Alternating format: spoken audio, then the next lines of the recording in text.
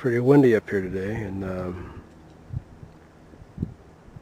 looking for some kind of animal I see here in this bush. I'm hearing it move around. I'm assuming it's a rattlesnake. I can't get close enough though. Oh well. They like to hide in those cracks in those rocks.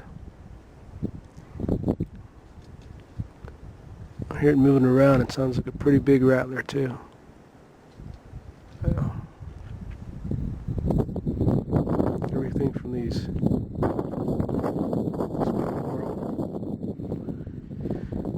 trees here, it's a these things here, it's a type of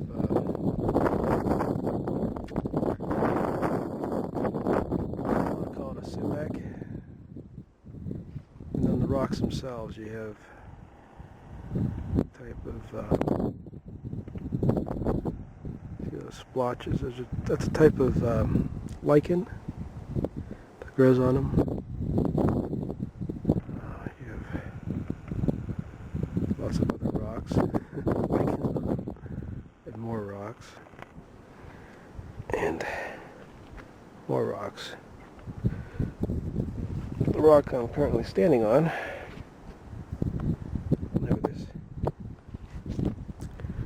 this valley, pretty high up. It's not the safest thing in the world to stand on, though, is it? And when you look over the edge, it's a long way down. So, what I'm going to do is be very cautious and not take it that way. That rock actually moved when I stood on it. That's not very reassuring. This whole thing is just crumbling rocks and face. Breaks off in sections. It's a huge drop off right there. This one here being probably the worst. Oh, here we have a nice kind of bird's eye.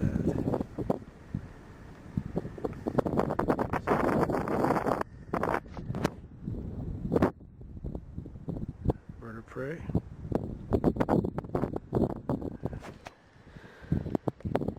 See how dangerous this is to call there's an animal down there. I think that's not a rattlesnake.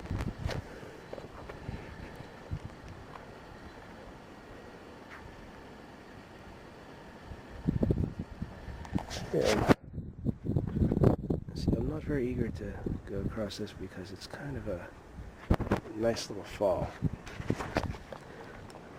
Nice little fall that I don't want to take. So I'm going to go this way.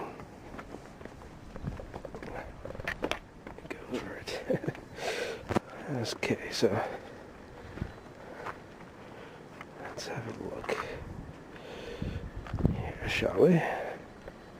One of my favorite rocks is right down here.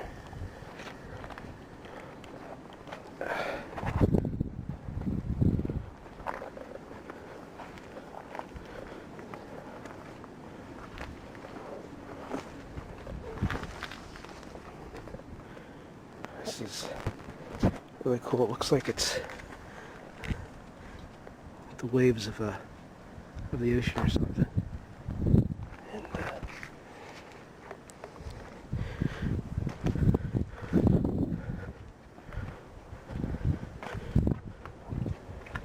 see these big crevasses that go down there in the rock.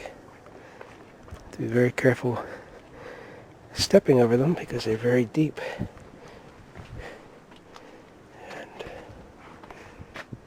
See some of them just climb right up this rock face.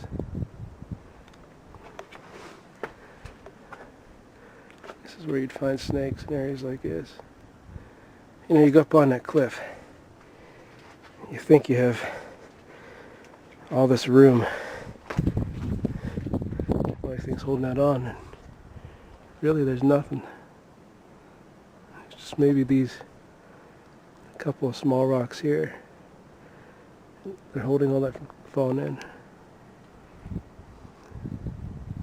That bird. He has no idea I'm even here. But yeah, this whole rock face is about ready to go. You can see, there's so many rattlesnakes up here. They just love these little areas they can crawl in, these cracks.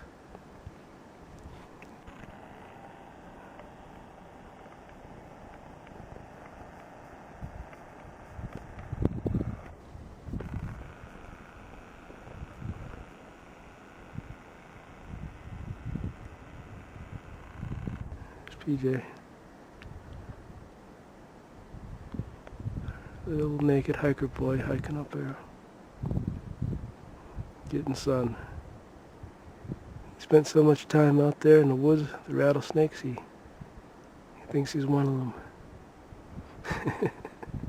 them. So what gear am I using? Yeah, first of all, my daughter backpack, this 5015, I think it is. I got my Sawyer water filter. Going through some brush. I got not just a machete.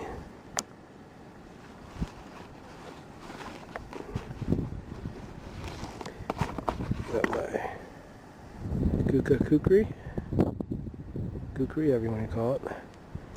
And I have this nifty little piece of equipment. This is a nice cold steel Bushman knife. It's actually a bar. You can put a stick on it. It's got a nice thing here. You can put a nail on if you want. Good for chopping. It's nice and thick. This was the Bowie version. They make another version that's just a regular straight mainline knife. Good thing it won't break. Heavy, high carbon steel. And I've got these shoes on. These Fila Skeletos. Work out pretty good. That's from the gear I'm wearing. I got my buff on. It's actually made out of microfiber, but it's also got insect shield on it, which is good. It keeps the bugs away, and it does work. Anything insect shield's worth having. Love it. You know, who wants bugs on you, man? You know, you get diseases and like ticks. No, I'm not gonna deal with that. I'm gonna get stuff with the insect shield built into it. Kinda go minimalist. I know the knives and that's a little bit of weight. I like knives. And I always do carry a little bit more weight than I should. Well, I've got my 1911. Never anywhere without my 1911. 45. You say, why would you carry 45? Well, a lot of bear, a lot of wildcats, a lot of coyotes, stuff like that. I'm not going to carry something small. I'm not going to carry 22 9mm. Yeah, the Super Coyotes, they're pretty bad. I'll have to have PJ tell you the story about the Super Coyotes. I'm going to say, Super Coyotes? Yes, Super Coyotes. So tell us the story here about the Super Coyotes. Walmart in Virginia. It was in Marion, Virginia. Yeah. And we were sitting outside, and this guy, older guy, came up to us wearing a plaid shirt, his belly sticking out. He walked into the store, did his shopping, comes back through, looks at us, stops for a second, turns around to us, he goes, "Y'all heard about them Super Coyotes?" I was sitting with some guys, we're like, "No, we really haven't. There was a girl that was out jogging. That was her mistake. She ran from them. What you ought to do, take a bunch of them sticks. You ought to get some knives and fix them on to the end of it. Just, you see one? You just go poke it and you stick it up over your shoulder like that. Just poke it and stick it up over." And he walked away. That was all he said to us. That was his whole story on the Super Coyotes. Well, you didn't actually run into any of these Super Coyotes, did you? No, I didn't really run into any of them. They talked about them being up in Canada, places like that. Oh. But I never saw one. That's when that cold steel Bushman knife would be great. You could affix it to a pole, and you could literally.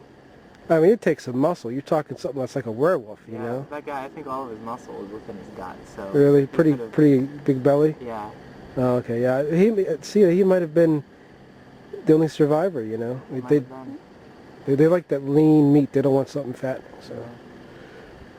Yeah. It's true. Yeah, you gotta watch. We gotta be careful.